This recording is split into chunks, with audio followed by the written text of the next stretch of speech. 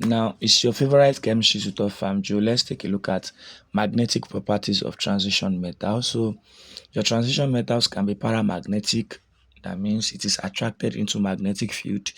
It can be diamagnetic, repelled in a magnetic field, and it is can be ferromagnetic. Now, if it is paramagnetic, the way you get to know is that it will have unpaired electrons.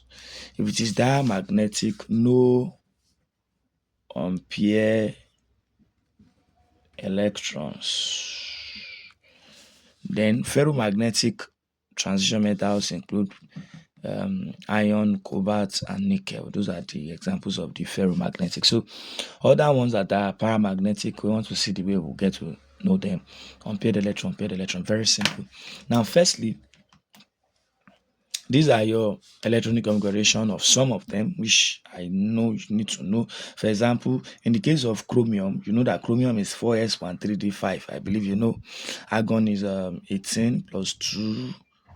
That's 20 plus 2, that's 22. This is 23. I know you can go about this, but let's quickly talk about the paramagnetic properties of this guy.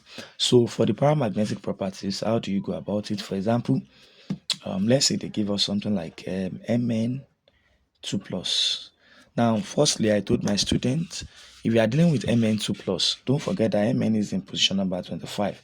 The first thing you should do not to make mistake is that anytime you see 2 plus, it means there's a loss of electron, that this guy is going to be losing 2 electrons. So my advice is always, once you see something like this, you don't just say 2 minus 25 and you say 23 and you start writing it. You'll be wrong. So the best thing you do is to write for 25 first. So I can write for 25. When this guy is in 25, is argon 4s2. I remember it should be 3d5. Can you see? 3d5, 25. Now, this is for ordinary 25. Now, how do I get? Then the next thing is to remove the 2 plus. So how do I remove the 2 plus? 2 plus will be removed from the outermost shell.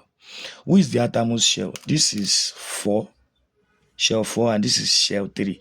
So the rule says that always remove from the outermost shell, because if you just say 25 minus 2, which is 23, some people might be confused and say 4s2 3d3, which is going to be wrong. The first thing when they give you questions like this is the 25. First write for the norm. This is the normal 25. This is for 25. Now the next thing you should do from here is now for you to remove the electron from the outermost shell. How many electrons are we removing from the outermost shell? We are removing 2 electrons from the outermost shell. So where is the outermost shell? Is it 4 or 3? Even though 3 is outside here, we know that the outermost shell is 4. Shell 3, shell 4. This is shell 4. So I'm removing electron first in the outermost shell, then before going to the 3D. So, and how many electrons am I removing? 2. So the answer to this will be argon 4s0 3d5. Or just say argon. Since this is already gone, I can say 3d5. I think that is clear. So what if you are giving, let me give you another one. What if you are giving chromium 2 plus? I want you to try that one yourself. Then try Fe. You try Fe2 plus. Give me the configuration of Fe2 plus. I'll give you the configuration of Cr2 plus. Then somebody should give me another one to copper 2 plus. Give me the configuration of copper 2 plus. Electronic configuration of these two. Let me give you the electronic configuration of Cr2 plus. For Cr2 plus, without wasting time, is, I said Cr is 24. First write for 24. For 24, we have argon. Don't forget it's 4s1 normally. Then 4s1 was 3d5. There's an exemption to 24 and 29. I think you should know that. So how do I remove? I'm removing 2 electrons from the outermost shell. So where is my outermost shell? My outermost shell is 4. Then this is the outermost shell. Then how many electrons do we have in the outermost shell? We only have 1, and I'm to remove 2. So in this case, I say argon 4s0. That's after removing this one, but it will remain 1. So the remaining one will now be what? 3d. I'll remove it from here, 3d4. I think that is clear. That is the way to remove electron easily. You remove electron from the outermost shell. So the next thing is how to know if it has unpaired electron or without unpaired electron. If it has unpaired electron, then it is paramagnetic. If it is without unpaired, it is diamagnetic. For example, in the case of Mn2 plus, our answer was argon 3d5. Now, to know if it has have unpaired electron, you will target the last orbital. What's the last orbital here? D is the last orbital. What is the magnetic quantum number of D? You know that guy is having 5 boxes. D is having 5 boxes. We have 1, 2, 3, 1, 2, 3. 1, 2, 3, 4, 5. This is D. So how many electrons do we have here? We have 5. Now we are going to fill that electron singly, one by one. 1, 2, 3, 4, 5. You fill it singly, following what? Unzero. Remember unzero. So how many unpaired? Unpaired means that you can see if it is paired, it should be like this. Paired. If it is unpaired, that means just singly one. This is unpaired. You can see that there's no, because each box can take two. This is one, this is one, this is one, this is one. They are all unpaired. This is unpaired because of the presence of unpaired electron. I will say this guy is paramagnetic. Exactly. So let's go back to zinc. Let's do zinc. Let's do something on zinc. Zinc 2 plus. Let's write zinc 2 plus. Everybody can write zinc 2 plus. Zinc 2 plus will be, zinc is 30. Normal 30 should be argon 4s2 3d10. That's for zinc. Now if I'm doing 2 plus, it means I'm going to be removing 2 electrons from the outermost shell, which is this guy. So at the end of the day, I'm going to have argon 4s0 3d10 or argon 3d10. I think that is clear. Now, if I'm to check if it is having unpaired electron, we can do that. Who is the last orbital? D is the last orbital, right? If D is the last orbital, I can just say D is how many? Is 5. Remember, 1, 2, 1, 2, 3, 1, 2, 3, 4, 5. 5. That's for D. So how many electrons do we have there? 10. You fill singly according to Hund's rule. 1, 2, 3, 4, 5. Don't forget how many electrons do we have here? 10. 5, 6, 7, 8, 9, 10. Now, when we did this for zinc, do we have any unpaired electron? No, everything is paired. This is paired. Because everything is paired and there is no unpaired anywhere, we say this guy is diamagnetic. And this is one of the reasons why zinc is not a true transition metal. Why? The guy does not have unpaired, there's no unpaired electrons. So it is not paramagnetic, it is diamagnetic. Zinc is diamagnetic because there's no unpaired electron, and that is the reason zinc do not have the characteristics of a true transition metal. Look at the case of this Mn2 plus. We have unpaired, we have unpaired paramagnetic. Let me give you another one. Let's say nitrogen. That guy is nitrogen is not a transition metal, but I'm just giving you. Nitrogen is not a transition metal. That guy is 1s2 2s2 number 7. 1s2 2s2 2p3. Somebody can ask you to check the unpaired electron. Don't forget, I'm only interested in the last orbital here, which is the p orbital. P orbital has how many? That's 3. And that's p orbital. This is for D. So how many electrons do we have here? We have 3. Can you see? 1, singly, 2, 3. How many unpaired electrons do we have? 3 unpaired electrons.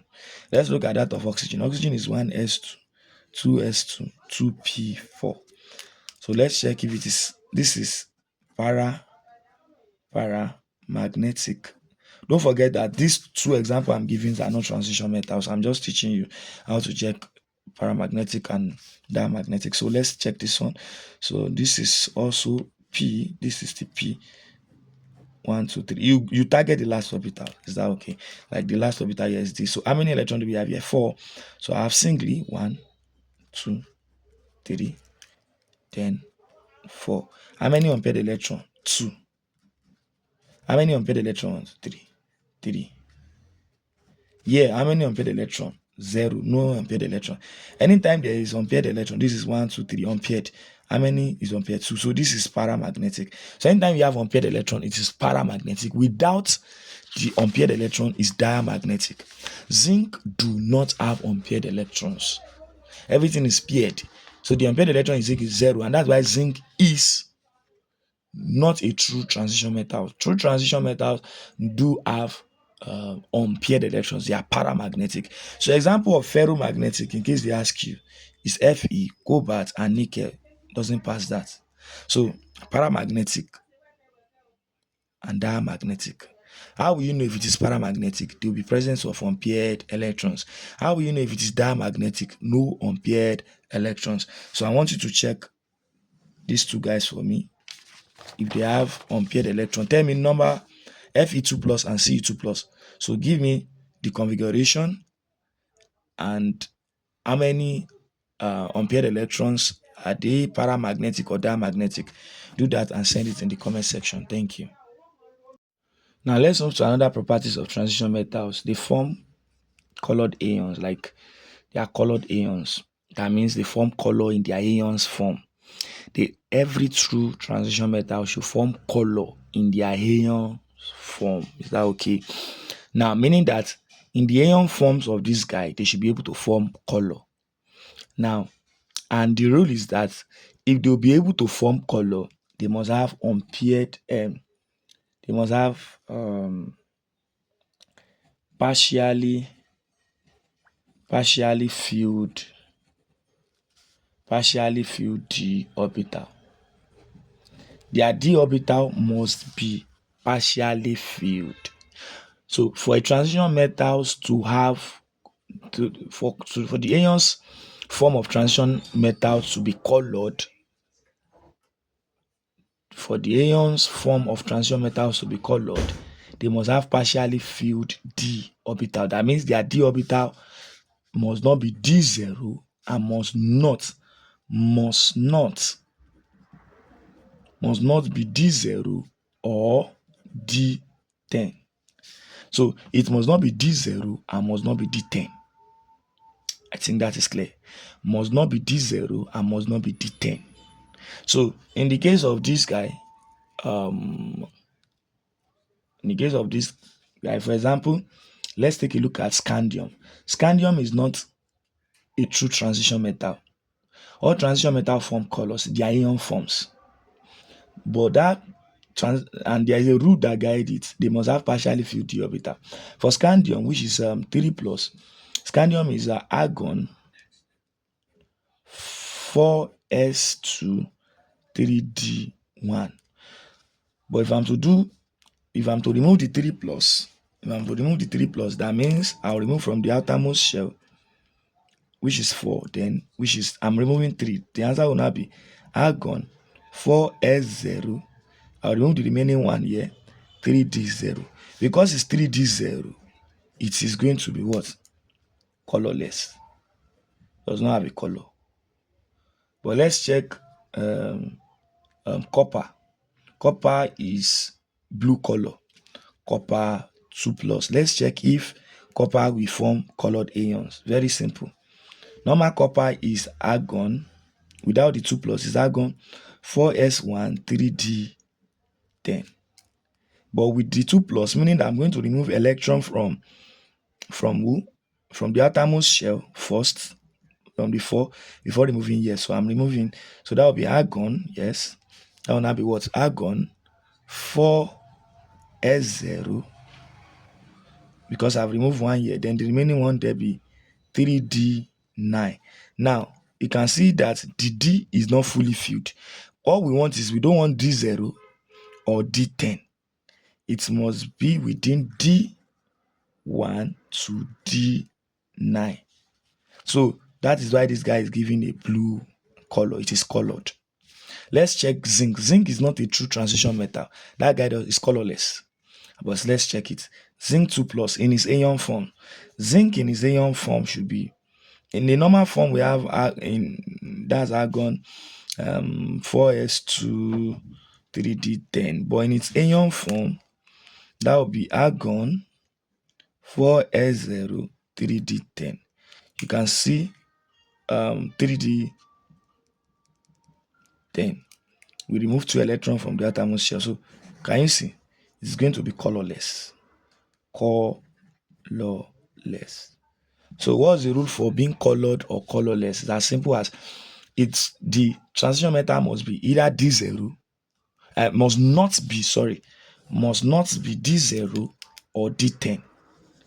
Must not be D0 or D10. I think that is clear.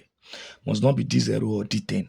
And I've given you in the previous video how to determine if your transition metal will be paramagnetic or diamagnetic.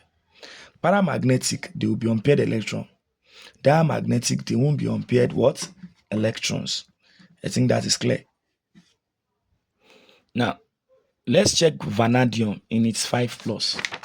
Somebody can ask you, vanadium in its 5 plus, because you should know that your transition metal has variable oxidation state. Yes, you should know that transition metal has variable oxidation state. This guy can exist as plus 5, plus 4, plus 3. Yeah, plus 5, plus 4, plus 3. I think plus 2 also. So plus 2, plus 3, plus 4, plus 5. This guy can exist in that form. So in his plus 5 oxidation state, we want to check, is it going to be colored? Is it going to be colored? What is it going to be colored? And will it be paramagnetic or diamagnetic? Let's start by writing the configuration of this. So 22 5 plus we mean, normally 22 is argon.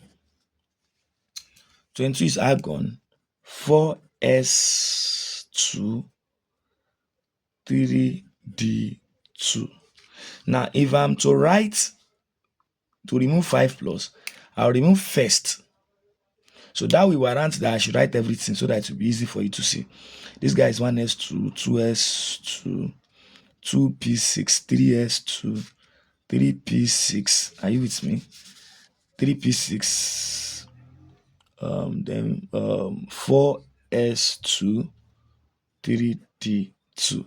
Now, if I'm to remove 5 electron, I'll remove here 1, 5 electron. I'm removing here 2. That's 4 electrons. Don't forget I'm removing 5. So I have to remove the remaining one from this guy. So at the end of the day, let's first check, will it form a color?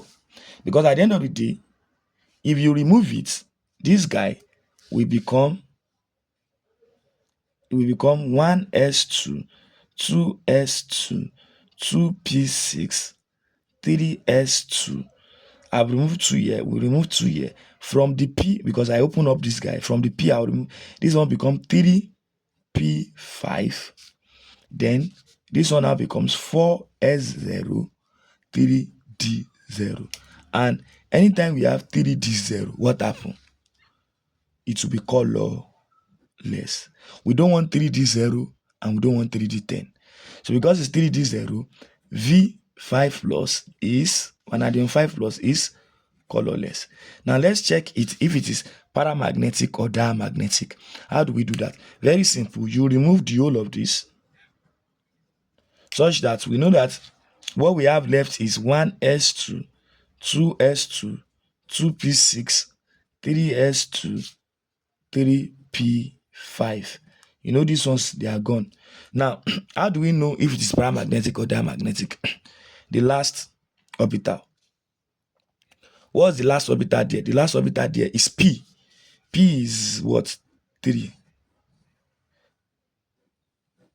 Should P is 3. Then you fill it. How many electrons do we have there? You have 5. You fill singly according to Hund's rule. 1, 2, 3, 4, 5. How many unpaired electrons is this guy having? Unpaired one unpaired electron. Because he's having unpaired electron, we can easily say this guy is paramagnetic. So it is colorless because this D is 0. It is paramagnetic because we have one unpaired electron. Anytime we have unpaired electron, it is paramagnetic. Don't forget the way I removed the 5. We removed 2 here. We first remove from the outermost shell, this 4s2. Remove from the one that follows, this is 2. Then this last one, remove 1 from here. And that's all. So that's everything on colored ions, paramagnetic, diamagnetic. And the last one I might not do a video on is that you should know, go and look at the variable oxidation state. They used to have variable oxidation states. Check their variable oxidation state. It follows a sequence. Then also they are used as catalysts because they have a large surface area for adhesion to adhesion. They have a large surface area for adhesion. That's why they are used as catalysts, and they have variable oxidation state. So zinc and scandium, they are not a true transition metal because in their ion form, in the ion form of scandium, scandium is 3d0, which will make it colorless. Is that okay? Then zinc in its ion form is 3d10, which will also make it colorless. So zinc and scandium, they are not a true transition metal, even though they are in the first role of the transition metal. Thank you for paying so much attention. If you want more videos like this, ensure you comment and likes. We'll be dropping more. Thank you.